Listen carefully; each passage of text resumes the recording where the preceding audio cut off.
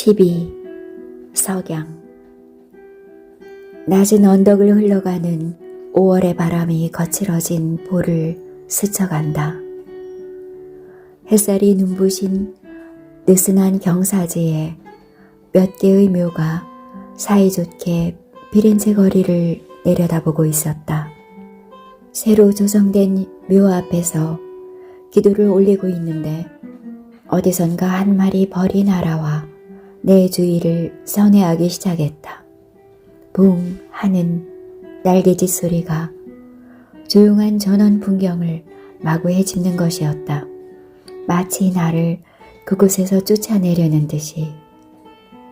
벌은 지금 내 눈앞에서 정지비행을 하고 있다. 그 뒤에는 조반나의 이름이 새겨진 비석이 서 있다. 겁이 나 뒷걸음질 쳤다. 이곳에 오지마 라는 거절의 말을 들은 듯한 슬픈 느낌에 사로잡혀 발길을 돌렸다. 간단한 기도를 올리고 서둘러 그곳을 떠났다. 인수에게 소개받은 호텔에서 역 쪽으로 붙어있는 싸구려 호텔 거리 비아펜차의 한 호텔로 옮긴 지 한 달이 지났다.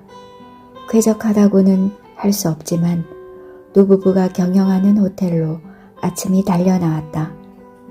일단 호텔로 돌아와 샤워를 하고 식사를 하러 가까운 레스토랑으로 갔다. 레스토랑에는 나 혼자뿐이었다. 아르텐테와는 비교도 할 수 없는 너무 퍼져버린 파스타를 먹었다. 창 너머로 어두컴컴한 거리가 보였다. 학생들과 여행객들이 지나가고 있다.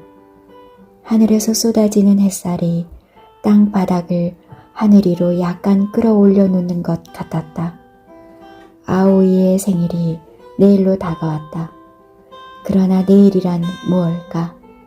이렇다 할 일도 없이 평화로운 하루가 저물고 긴 밤이 지나면 내일이 찾아올 것이고 난 또다시 인생의 쓴맛을 봐야 할 것이다. 그 이후의 일을 생각하는 것 자체가 고통스러웠다. 그러나 아무것도 일어나지 않을 가능성 쪽이 훨씬 더 많은 지금. 나의 30년 인생이 한순간에 백지 상태로 변해버린 것 같은 느낌에 사로잡힌다. 어떻게 하면 좋을지를 몰라 멍하니 얼빠진 사람처럼 살아갈 것이다. 그러나 그런 건 하나도 두렵지 않다. 확실히 미래에는 불안밖에 없지만 막상 눈앞에 닥치고 보니 이상하게도 오히려 어떤 결과가 나오든 아오이와의 추억을 평생 가슴에 간직한 채 살아가자는 결의가 생기는 것이었다. 아오이의 기억을 가슴에 품고 그 기억과 함께 살아간다. 며칠 전 인수에게 그런 이야기를 했다. 그러자 그녀는 그건 불행한 일이라고 고개를 가로저었다. 인생은 한 번뿐이지만 몇 번이라도 새로운 마음가짐으로 살아갈 수 있다. 자신의 새로운 짝을 찾아야 한다고 말했다.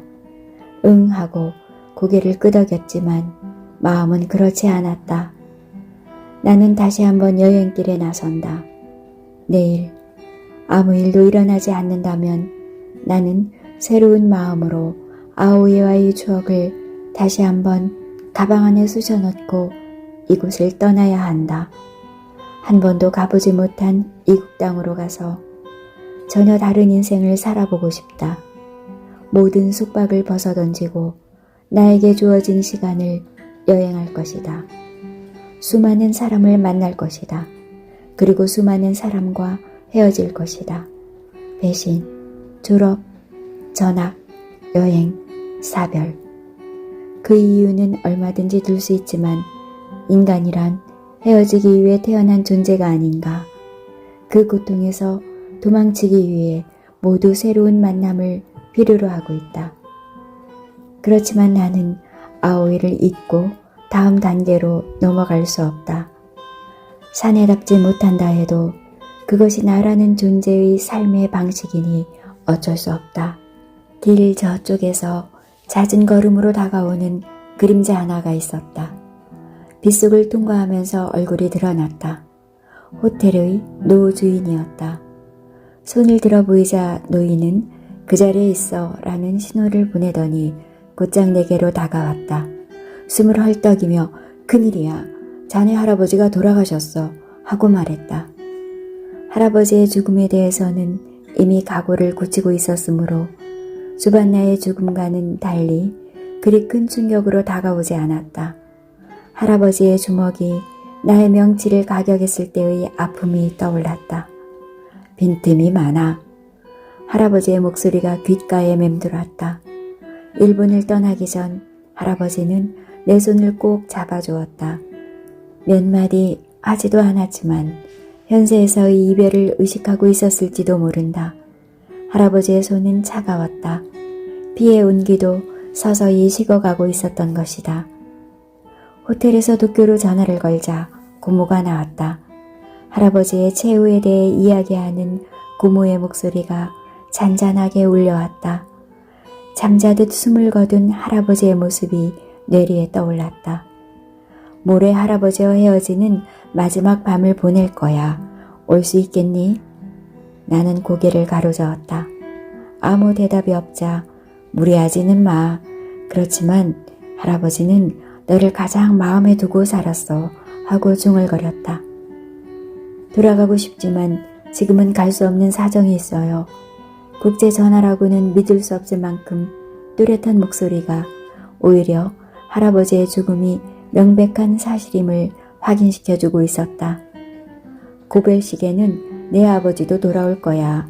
할아버지는 내게도 많은 재산을 남긴다는 유서를 변호사에게 넘겨주었어. 내 아버지는 돈에 눈이 어두운 사람이라 여러 가지로 손을 쓸지도 몰라. 돈. 고모, 난 할아버지에게 너무 많은 것을 배웠어요. 내게 할아버지란 존재는 부모와도 같았어요. 그래서 지금이라도 당장 달려가고 싶지만 내일 난 이곳에 있어야 할 사정이 있어요. 8년간을 이날을 위해 살아온 나였으니까요. 할아버지에게 마지막 인사도 못하는 불효를 용서해 주세요. 고모는 알았다고 짧게 한마디로 끝냈지만 그 목소리는 결코 어둡지 않았다. 준세이, 거기서 기도를 드려. 반드시 할아버지에게 닿을 거야. 전화를 끊은 후 눈 두덩이가 뜨거워졌다. 호텔의 노 부부가 프런트 안에서 이쪽을 바라보고 있었다. 일본으로 돌아가니? 노파가 상냥하게 물었다. 나는 고개를 가로저었다. 돌아가고 싶지만 여기서 꼭 해야 할 일이 있어서. 노 주인은 참 안 됐다는 표정으로 나를 바라보았다. 내일 두오모에 오를 수 있을까요? 그렇게 묻자 노파가 달력을 보았다. 목요일이니까 괜찮을 거야.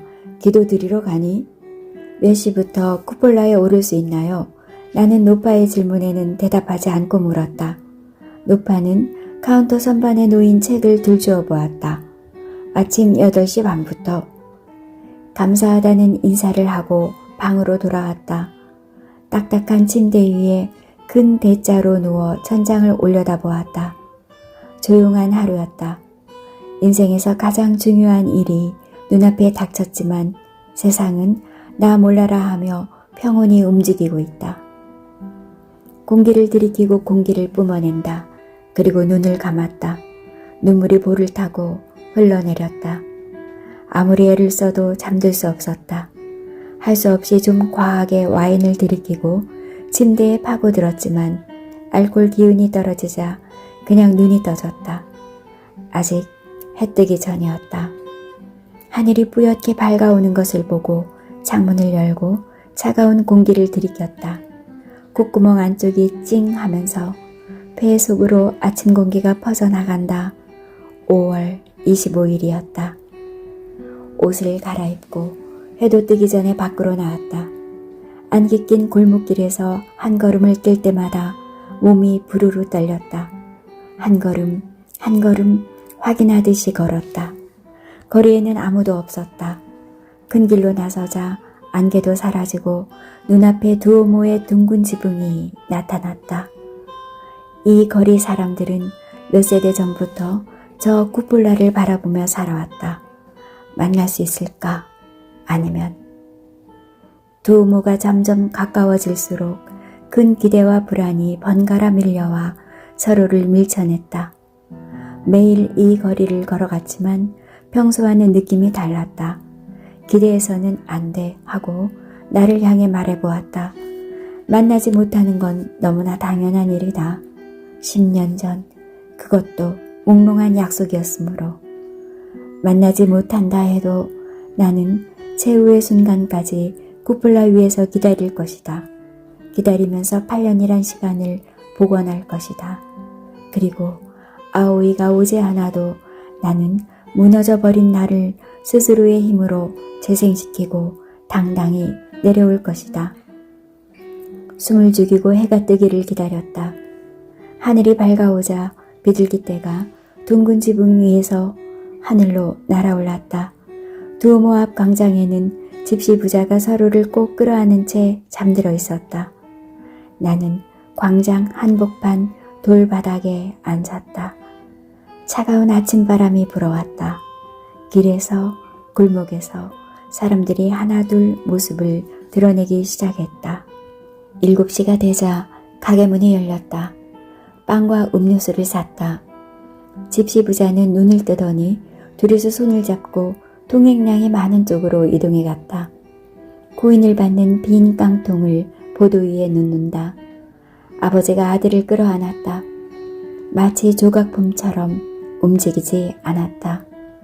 햇살이 그들의 모습을 허공으로 띄어올리자 피렌체 거리는 원심력을 얻어 활발하게 움직이기 시작했다. 8시 30분. 대성당 문이 열리고 나는 안으로 들어섰다. 텅 빈 거대한 공동에는 무거운 공기가 가득 차 있었다. 1만 리라를 지불하고 드디어 쿠플라를 향하여 발걸음을 옮겼다.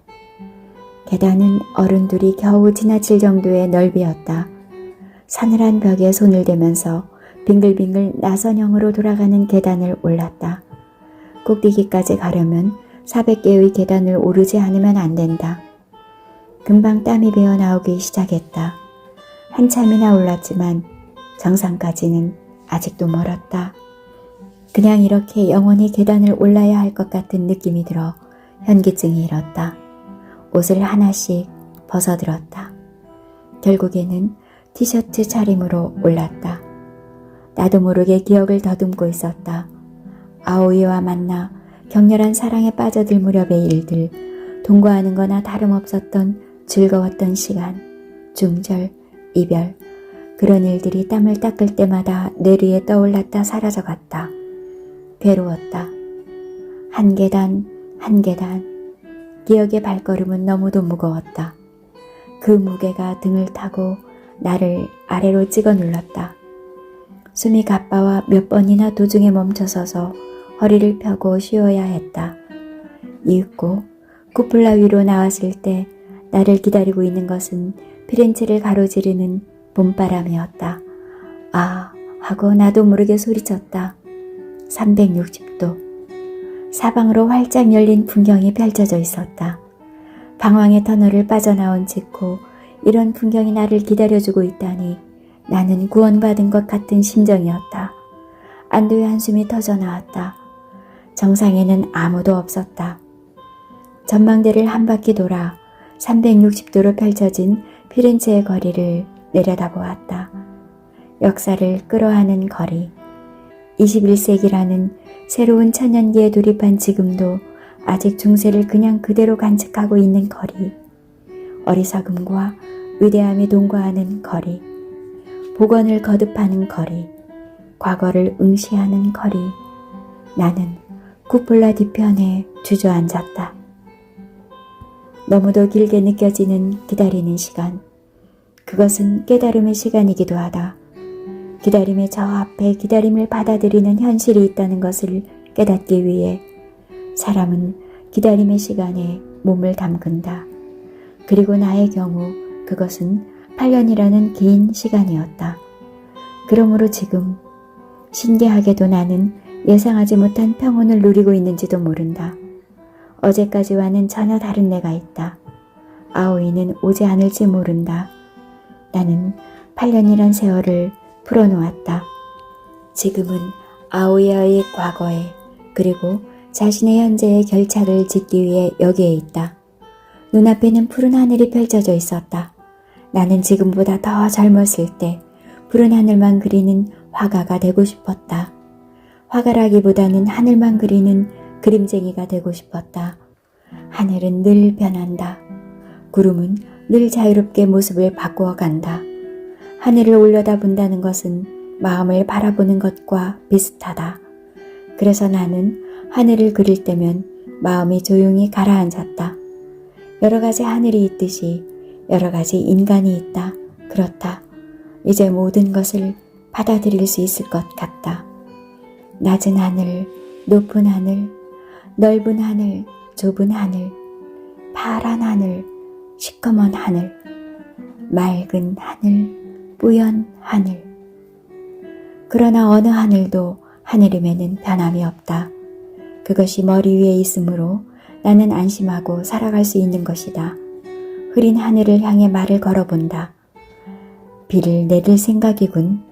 그렇지만 내가 집으로 돌아갈 때까지 참아줘 하고 맑은 하늘을 향해 외쳐본다.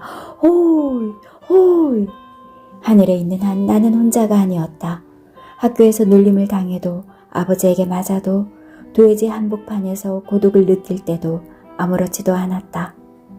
그럴 때마다 나는 하늘을 올려다보았고 손에 스케치북이라도 들려있을 때는 그 하늘이 변화하기 전에 재빨리 영원의 한순간을 그려넣었다. 하늘이 있었다. 아무것도 가리지 않은 평탄한 공간. 빛의 입자가 넘쳐나는 청과 백이 뒤섞인 듯한 눈부신 하늘이 있었다. 이 8년을 내맡기기에 이보다 더 푸르고 맑은 하늘은 없을 것이다. 나는 쭈그리고 앉아 똑바로 하늘을 바라보고 있었다. 많은 관광객들이 올라왔다. 다양한 나라에서 온 방문자들. 웃음소리가 끊이지 않았다. 나만 입을 꼭 다물고 정면을 응시하고 있었다. 푸른 하늘 한가운데쯤에 아오이가 있었다. 이쪽을 바라보며 미소 짓고 있다. 내가 알고 있는 아오이는 20살 여대생이다. 지금은 벌써 30. 그러나 40이 돼도 50이 돼도 아오이는 아오이다. 가게에서 산 빵을 씹었다. 태양은 머리 위에 떠 있었다. 역시 오지 않아 하고 생각했다. 빵을 씹으면서 그렇게 평온하던 마음이 조금씩 흔들리기 시작했다. 다시 한번 푸른 하늘을 바라보았다. 그리고 입가에 미소를 띄어보았다. 슬프고 괴로울 때면 입가에 미소를 띄어봐 하고 조반나는 말했다. 고마워요 하고 하늘을 향해 중얼거려 보았다. 이 거리에서 만난 수많은 사람을 향해 감사드렸다. 서서히 해가 기울어지기 시작했다. 이제 슬슬 오늘 하루도 끝나려 하고 있다. 이 쿠폴라는 6시 20분에 문을 닫게 되어 있다. 독일인으로 보이는 커플이 내 곁에 앉았다. 두 사람은 내 눈을 피해 키스를 하고 있다. 낯선 외국어가 조용히 리듬을 타고 내 머릿속을 흔들어 놓았다. 그들이 어떤 사랑의 말을 주고받는지 알 수 없었지만 그들이 이 세상에서 가장 행복한 커플로 보였다. 웃음소리가 행복을 연주하고 있었다. 여자와 눈이 마주쳤다. 미소를 보내자 남자 쪽도 나를 바라보았다. 곤니치와 일본말로 인사했다.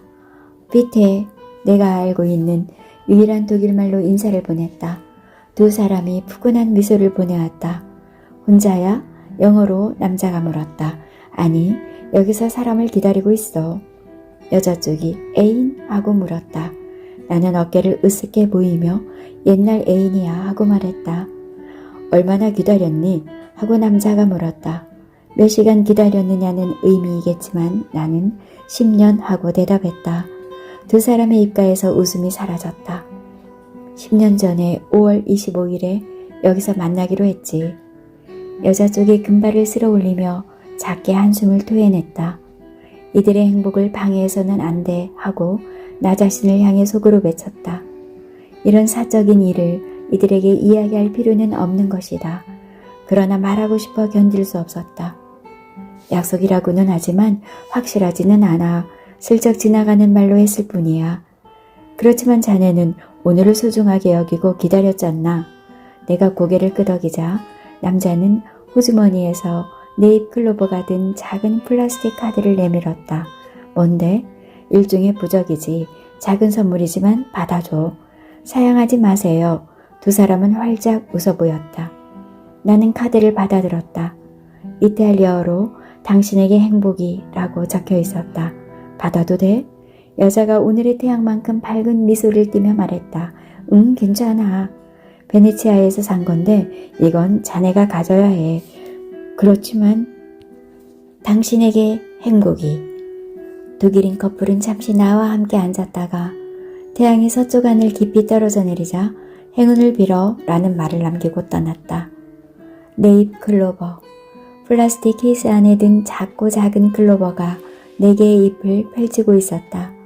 하늘이 붉게 물들기 시작했다. 거물 옥상이 빛을 반사하고 있다. 역시 오지 않는 거야 하고 한숨을 내쉬었다. 네잎 클로버를 꼭 잡는 바로 그 순간이었다. 준세이 목소리가 귓가를 떼었다. 바람의 장난이라 생각했다. 그러나 내 귀는 그리운 그 감촉을 확실히 느끼고 또 기억하고 있었다. 뒤를 돌아보다 보았다. 거기에는 그렇게 기다리던 사람이 서 있었다. 옛날에 아오이만 상상하고 있었던 탓인지 8년이란 시간이 쌓아 올린 믿음직스럽고 아름다운 아오이의 모습에 눈을 동그랗게 떴다. 아오이. 이름을 부르는 것이 고작이었다. 천천히 일어서서 빨려들듯이 한 걸음 앞으로 나아갔다. 옛날보다 더욱 여자다운 모습으로 세련되어진 아오이. 옛날과 다름없이 초라하기만 한 내 모습도 망각한 채 몇 걸음 더 나아갔다. 와버렸어. 400개의 계단을 오른 탓에 그녀는 땀을 흘리고 있었다. 손등으로 땀을 닦으면서 아오이는 말했다. 기다렸어 하고 말하자 그녀는 응 하고 가볍게 고개를 끄덕였다. 저녁 노을이 빨갛게 그녀의 얼굴을 물들이고 있었다. 이럴 때조차 피렌체의 거리는 변함없이 고요한 시간의 흐름 속에 잠겨있다. 나의 인생에 이렇게 중대한 일이 일어나고 있는데도 두오모의 정상에는 이 세상에서 가장 느긋한 바람이 불어가고 있었다. 하고 싶은 말이 산처럼 쌓여 있었다. 그 말들은 금방 사라지는 거품처럼 목 안에서 피어올랐다가는 그냥 꺼져버렸다. 기억하고 있었구나. 이 모든 상황을 도저히 믿을 수 없어 멍하니 얼굴만 바라보고 있는 나와는 달리 아오이는 덤덤한 표정으로 그렇게 말했다. 그리운 그 목소리. 그 목소리에는 싱그러운 10대의 젊음이 잔해처럼 남아있었다. 30번째 생일 축하해. 고마워. 그제서야 입가에 미소가 번져갔다. 그러나 그것은 넘쳐나는 미소가 아니었다. 잠깐 스쳐가는 허망한 웃음이었다. 금방 두 사람은 현실을 직시하는 엄숙한 표정으로 돌아갔다. 어떡할까 망설였다. 꿈이 현실로 나타난 것 같은 불가사의한 감각 때문에 냉정을 유지할 수 없었다. 오지 않을 것이라고 어딘지 모르게 자포자기하고 있던 탓도 있었다. 그러나 아오이는 지금 내 눈앞에 있다. 오리라고는 생각지 못했어. 솔직하게 말하자 그녀는 나도 하고 대답했다. 그런 약속도 모두 잊었을 거라고 생각했어. 나도. 행복하게 살고 있다는 말을 들었기 때문에 절대로 오지 않을 거라고 생각했어. 아오이는 입술을 꼭 깨물고 시선을 깔았다. 그렇지만 와버렸어. 아오이는 고개를 끄덕이며 그렇게 말했다. 정말 왔어. 아오이는 다시 고개를 들어 내 눈을 똑바로 쳐다보았다. 와버렸어. 도대체 누구에게 무엇을 감사하면 좋을까? 감사하기는 아직 이를지도 모른다. 바람이 불어간다. 그녀의 부드러운 머리카락이 바람에 흩날린다. 오래오래 이 날만을 기다리고 있었어. 그녀는 아무 말이 없었다. 뭔가를 두려워하는 것 같기도 하고 주저하는 것 같기도 하고 조심하는 것 같기도 해서 갑자기 목이 꽉 막혀왔다. 빨리 무슨 말이든 해야 할 것 같은데. 아오이 쪽으로 몇 걸음 다가갔다. 눈앞에 꿈에도 잊지 못한 아오이의 검고 아름다운 눈이 있었다. 감정의 둑이 터지면서 한숨이 밀려나왔다. 가슴이 터질 것 같아 무엇을 어떻게 해야 좋을지 몰랐다. 과거만을 바라보며 살아온 내가 비로소 지금이라는 현실을 보려 하고 있다. 눈앞에 있는 아오이는 더 이상 과거가 아니다. 눈앞의 아오이는 미래다. 그런 생각과 함께 행복과 불안이 내 몸 안에서 격렬하게 부딪히기 시작했다. 다음 순간 아오이가 내 가슴에 뛰어들었다. 그것은 너무도 부드러운 현실이었다. 억눌러왔던 8년의 감정이 폭발했다. 학생 시절보다 더 가늘고 부드러운 몸, 뼈와 살의 윤곽이 그냥 그대로 전해져 왔다. 그것은 꿈속의 아오이가 아니라 지금을 살아가는 오늘의 아오이였다. 아오이, 8년의 고통이 하늘로 날아오르려 하고 있었다.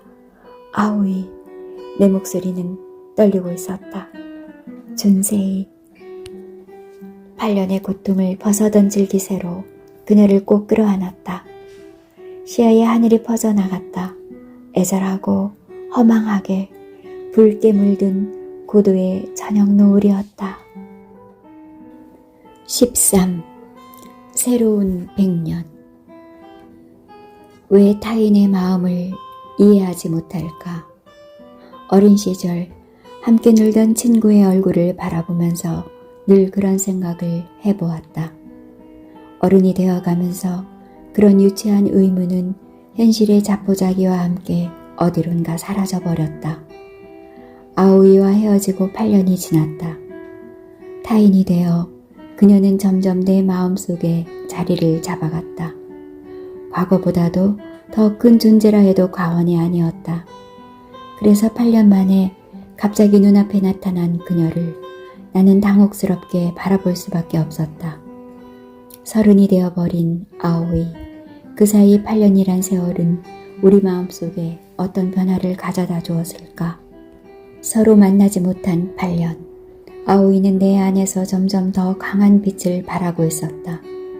두 번 다시 만나지 못할 거라고 생각하면 할수록 그녀는 점점 더 큰 존재로 부풀어 올랐다. 그러나 갑자기 눈앞에 나타난 아오이에 대해 내가 어떤 행동을 취해야 할지 도무지 알 수 없었다. 함께 두오모 계단을 내려가면서 앞으로의 일을 생각하는 것 자체가 행복하면서도 두려웠다. 만나지 못하리라 생각했기 때문일 것이다. 만나지 못하면 포기하게 될 것이라고 생각했다. 8년이란 세월에 결착을 지을 각오로 두오모 위에 서 있었으므로 그러나 그녀가 나타남으로써 잊혀져 가던 가슴에 새로운 불길이 번져나가기 시작했다. 그 화염은 상상도 못할 만큼 크게 부풀어 올라 나는 착각에 빠져들었다. 행복이 돌아왔다고. 그 때문에 저 길고 긴 두오모의 계단에서 내 가슴은 심하게 고동치고 있었고 내 발걸음은 구름을 밟는 듯이 가볍게 떠올랐던 것이다. 그녀의 짐은 작은 가방 하나였다. 그것을 내가 받아들고 그녀는 내 바로 앞에서 발끝으로 걸어가고 있었다. 우리 두 사람 사이로 냉정과 열정이 번갈아 밀려와 말과 감정을 억눌렀다. 스타치온의 광장의 느긋한 풍경 앞에 산타마리아 노베라 교회의 첨탑이 솟아있고 그 고귀한 자태를 곁눈으로 바라보며 우리는 피렌체의 중심역 산타마리아 노베라역 구내로 나아갔다. 역전에는 택시가 줄을 서 있고 유럽과 이탈리아 국내 여행을 떠나는 사람들로 붐비고 있었다. 여행객들이 가방을 끌며 커다란 역 입구 안으로 빨려 들어가기도 하고 밀려 나오기도 했다. 그러나 도쿄나 밀라노의 무기질적인 역과는 달리 전체적으로 따스하고 청초한 분위기를 풍겼다. 여기서 됐어. 아오이가 내 팔에서 가방을 뺏으려 할 때마다 나는 괜찮아 하고 몸을 비틀었다. 무엇이 괜찮다는 건지 나도 알 수 없었다. 높다란 역 구내의 천장에는 길을 잘못 든 비둘기 한 마리가 철창에 앉아 실내를 오가는 사람들을 내려다보고 있었다. 아오이는 거침없는 태도로 밀라노행 티켓을 사기 위해 매표소 앞에 줄을 섰다. 두오모 위에서 제외한 그날, 그녀는 뒤를 돌아보는 나를 향해 와 버렸어 하고 말했다. 8년 만에 듣는 믿을 수 없는 그녀의 목소리였다. 나는 금방 대답을 할 수 없었지만 필사적으로 말을 찾으면서 늘 오빠 같은 태도로 그녀를 안심시키는 것에 삶의 보람을 느끼던 그 옛날처럼 기다리고 있었어 하고 말했던 것이다. 그렇게 말하면서도 그 자리에 그냥 쓰러지고 싶을 만큼 마음은 혼란스러웠다. 오지 않을 사람이 온 의미를 찾고 있었다. 그러면서 당연히 아직 두 사람 사이에는 사랑이 남아있다고 믿어버리는 것이었다. 8년 따위 10분이나 다름없다고 오해하고 마는 그런 흥분 속에 빠져 있었다. 우리는 세월의 어둠 속을 손으로 더듬어 서로의 윤곽을 확인하려 했다. 만남이라는 기세를 타고 우리의 열정에는 불이 붙고 냉정에는 물이 뿌려졌다. 그녀와 하나가 되려는 순간 갑자기 내 몸은 위축되었다. 기쁨과 놀라움과 불안으로. 그러나 그것만은 아니었다. 그녀의 몸속에서 절단되어 버린 작은 생명을 떠올렸기 때문이기도 했다. 복잡한 사정이 얽히고 설키면서 아오이는 혼자 산부인과 문을 두드렸고 내가 모르는 사이에 우리의 사랑이 만들어낸 하나의 결실을 잘라버렸다. 한꺼번에 밀려드는 수많은 상념과 현실 앞에서 나는 어쩔 줄 몰라 했고 육체는 점점 더 위축되어 갔다. 그런 가운데 이윽고 나는 어둠 속에서 어떤 온기를 느끼기 시작했다.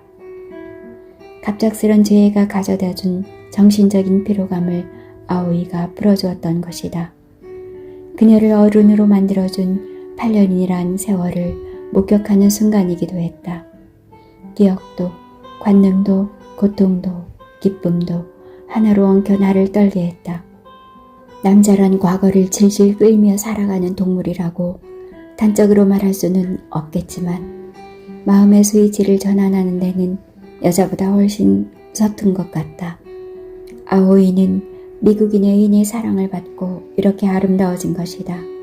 나는 아오이에게 그녀의 몸과 냄새의 변화를 느꼈다. 거기에는 나라는 존재가 절대로 끼어들 수 없는 영역이 있었다. 아오이는 아오이가 아니었다.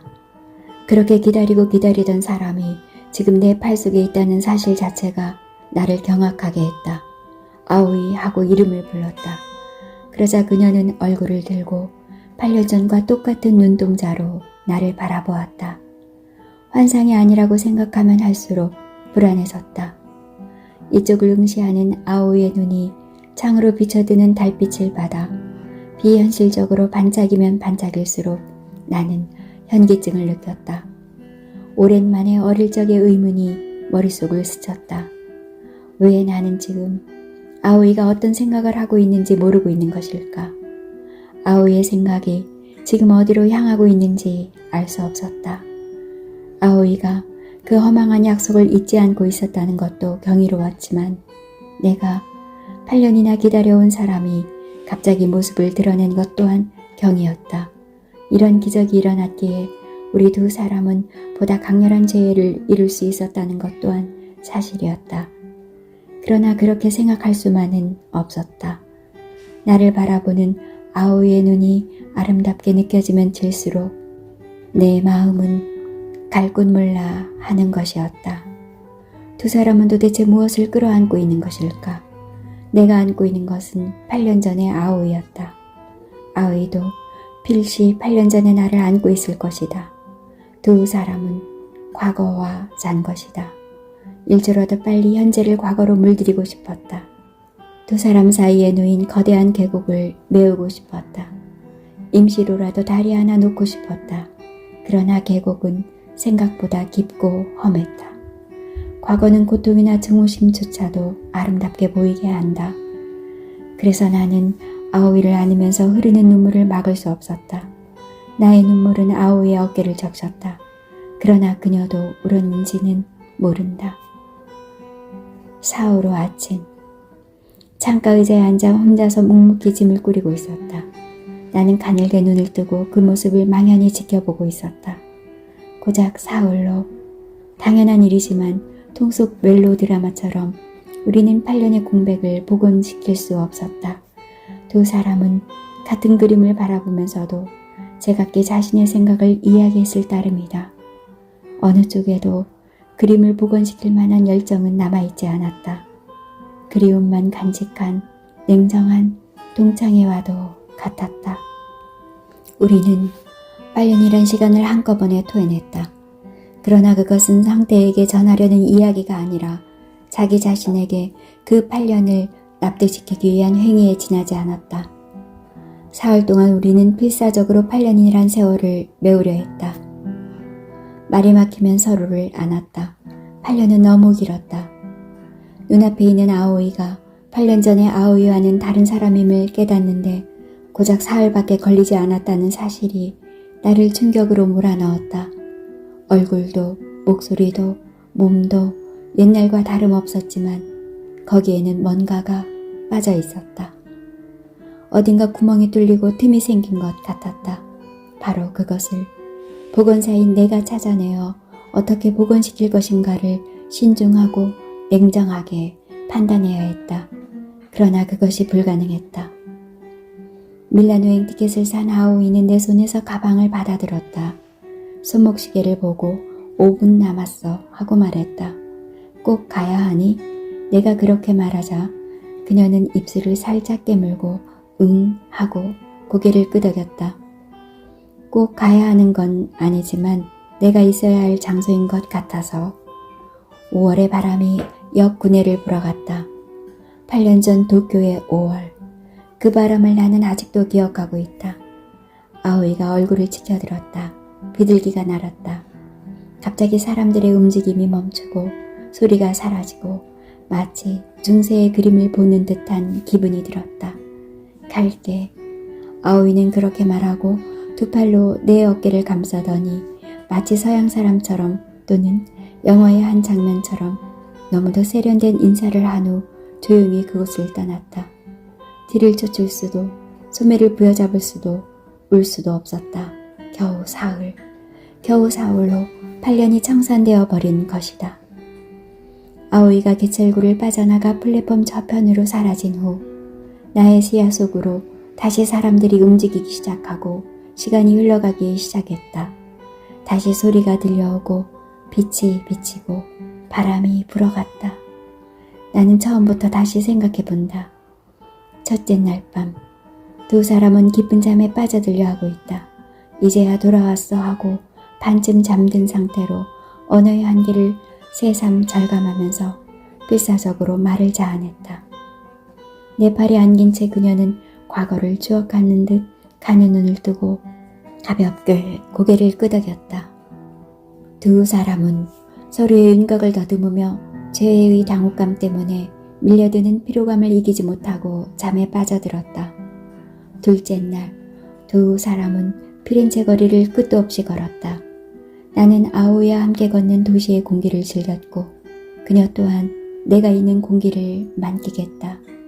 그리움에 가슴 졸이며 감동하고 찬찬히 현실을 맛보았다. 피렌체 거리의 풍경은 눈에 들어오지도 않았다. 내 곁에 아오이가 있다는 사실만을 기뻐하며 걸었다. 아오이가 내 곁에 있다는 사실을 도저히 믿을 수 없어 몇 번이나 그녀의 얼굴을 엿보고 또 엿보고 광장의 한복판에 우뚝 멈춰서서 서로의 얼굴을 바라보았다. 그리고 밤이 오면 다시 안고 잠들었다. 잠들기 직전에 정말 이상한 기분이 들어 라는 그녀의 말에 나도 참 이상한 기분이야 하고 말했다. 8년 하고 아오이가 말하면 정말 길었어 하고 내가 대답했다. 그때는 정말 사랑받고 있었어 하고 아오이가 말하면 정말 사랑했어 하고 내가 대답했다. 8년 전과 무엇이 변하고 무엇이 변하지 않았을까? 아오이가 목소리에 힘을 넣고 하는 말에 나는 모든 것이 변해버린 것 같지만 사실은 아무것도 변하지 않은 것 같아 하고 암호처럼 대답했다. 그러나 암호는 금방 해독되어 버렸다. 갑자기 그녀가 몸을 돌려 누웠고 나는 그런 기척을 느끼며 망막에서 물기가 빠져나가는 느낌에 사로잡혔다. 열정이 냉정에 떠밀려가는 것 같았다. 그것은 이 세상의 밤이 아침에게 떠밀려 사라지는 것과도 같았다. 사흘째. 오늘은 어디로 갈까? 하고 아오이는 창가에 앉아 아르노 강을 내려다보며 중얼거렸다. 막디 맑은 피렌체의 하늘과 달리 그녀의 목소리에는 어딘지 모르게 그늘이 깔려 있었다.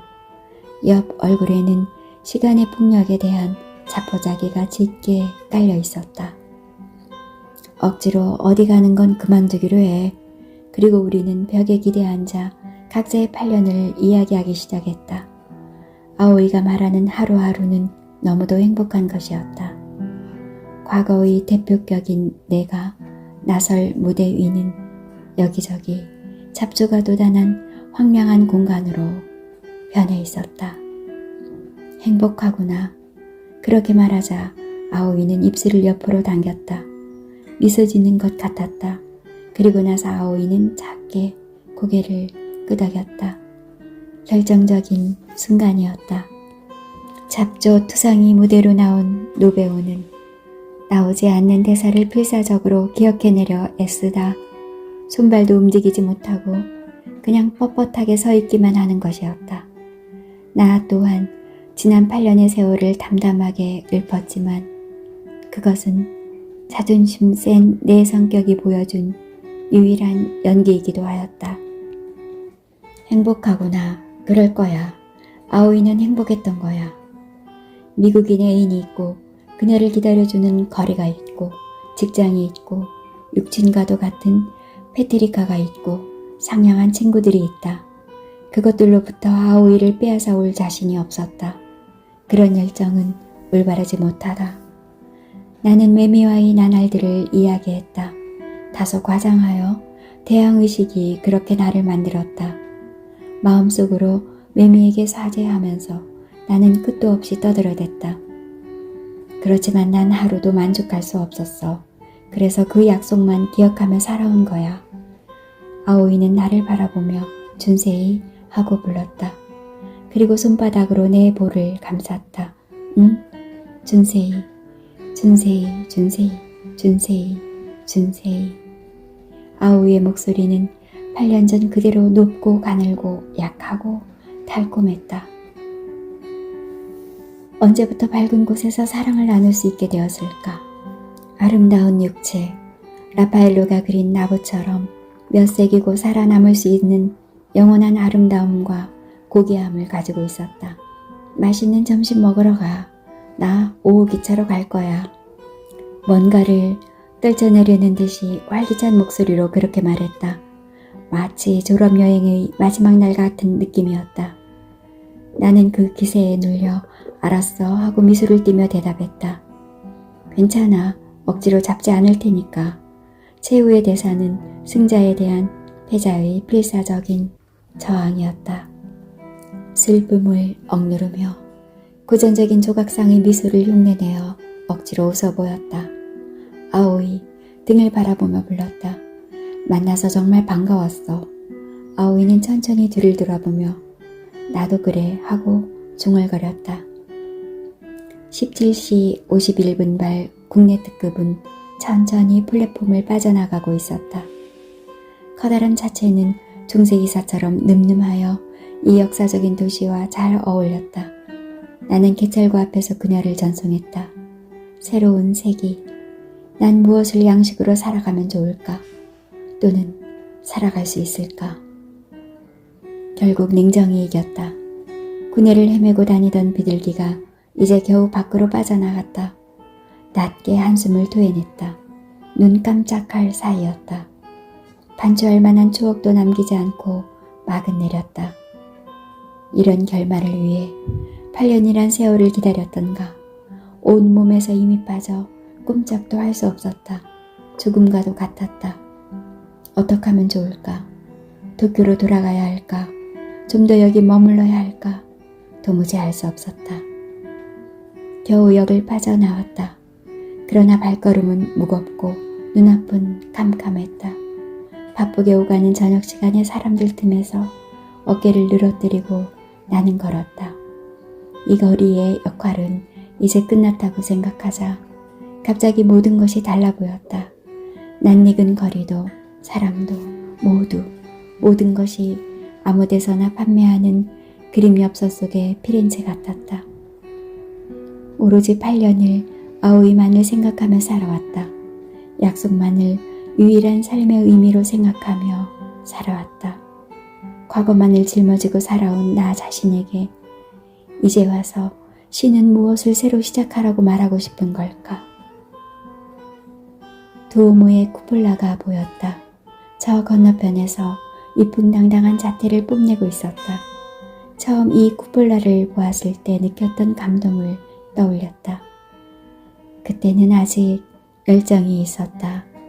언젠가 저기서 아오이를 만날 수 있다고 믿을 수 있을 정도로.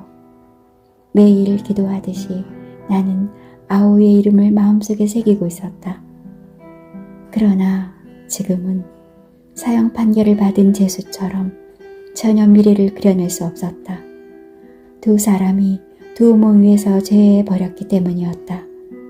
저기서 죄해하지 않았더라면 하고 나는 쿠폴라를 원망스럽게 올려다보았다. 죄해하지 않았더라면 나는 아직 과거를 짊어진 채 살아가고 있지 않았을까. 저녁 노을에 물든 첨탑, 새의 무리가 하늘과 우주 사이를 가로질렀다. 꼼짝도 못하고 오로지 그 주위를 올려다보고만 있었다. 왜? 뭔가가 머릿속을 가로질렀다. 그렇다. 왜 아오이는 이곳으로 왔을까? 나는 가슴속에서 작은 열정 하나가 반격에 나서는 것을 느낄 수 있었다. 이 순간 과거도 미래도 퇴색하고 현재만이 빛을 발한다. 시원스런 바람이 광장을 불어가고 나는 바람의 흐름에 눈길을 고정시킨다. 사방팔방에서 두오모로 몰려드는 사람들의 긴 그림자가 돌길 위에서 흔들리고 있다. 과거도 미래도 현재를 이길 수 없다.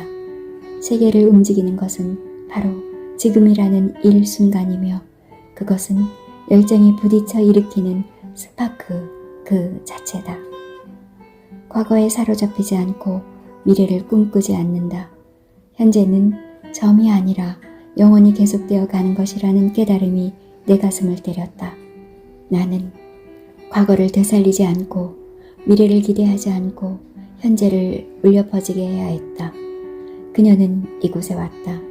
10년 전의 사소한 약속이라고도 할 수 있는 약속을 기억하지 않았던가. 행복한 인생 속에서도 그녀는 과거를 뚜렷이 기억하고 그리고 무엇보다 아오이는 이 거리로 왔다. 그래서 우리는 재회했다. 두려움과 불안과 망설임 때문에 모든 것을 향해 등을 돌려버리면 새로운 기회는 싸게 잘려 다시는 이 세상에 얼굴을 내밀지 못할 것이다. 후회만으로는 끝나지 않을 것이다. 아오이. 다시 한번 마음속으로 그녀의 이름을 불러본다. 무엇보다 소중한 현재. 산타마리아 노베라역을 향하여 걸어가기 시작했다. 나는 아직 아무런 시도도 하지 않았다. 아무런 노력도 해보지 않고 그녀를 그녀의 현재로 돌려보내서는 안 된다. 8년을 다시 얼어붙게 해서는 안 된다. 역이 가까워지면서 어느새 나는 달리고 있었다. 과거로 돌릴 수는 없다고 외치면서. 역 구내에 걸린 커다란 시각표를 올려다본다. 가장 빠른 열차는 18시 19분발 국제 특급이다. 그걸 타고 밀라노에 도착하면 21시 정각. 아오이가 탄 국내 특급보다 15분 빨리 도착할 수 있다. 15분, 고작 15분이지만 나는 그것으로 미래를 손에 넣을 수 있다. 아직 기회가 있다. 구내를 걸어가는 사람들 사이를 뚫고 나는 곧장 국내 특급 매표소로 달려갔다. 밀라노행 국제 특급. 담당자에게 그렇게 말하자 남자는 재빨리 시각표를 보았다. 남자의 두터운 손가락 끝이 시각표를 더듬어간다. 기계를 조작하자 금방 한 장의 티켓이 튀어나왔다. 18시 19분발. 자넨 운이 좋아. 마침 빈자리가 많아. 그렇지만 서둘러야 할 거야. 곧 출발이니까. 담당자에게 티켓을 받아들고 나는 플랫폼을 향해 달려갔다. 어떻게 하려는지, 만나서 무슨 말을 해야 할지 아무 생각도 없었다. 수많은 생각들이 머리를 스쳐갔다. 확실한 건 하나도 없다. 모르니까 이렇게 달리는 것이다. 단지 다시 한번 만나고 싶다. 어쨌든 다시 한번 그녀의 눈동자 속에서 나를 찾아보고 싶다. 개찰구를 뚫고 들어서자 국내 특급이 나를 기다리고 있었다. 저녁 햇살을 받아 강철의 자체는 둔탁한 빛을 발하고 있었다. 유럽 횡단철도의 웅장한 모습을 뽐내고 있었다. 나는 레일 앞쪽을 바라보았다. 이 열차가 나를 데리고 가는 그곳에서 조용히 나를 기다리고 있을 새로운 100년을 살아갈 것을 맹세하면서 새로운 100년. 크게 심호흡을 하고 유럽 국제특급의 트랩에 오른발을 올렸다.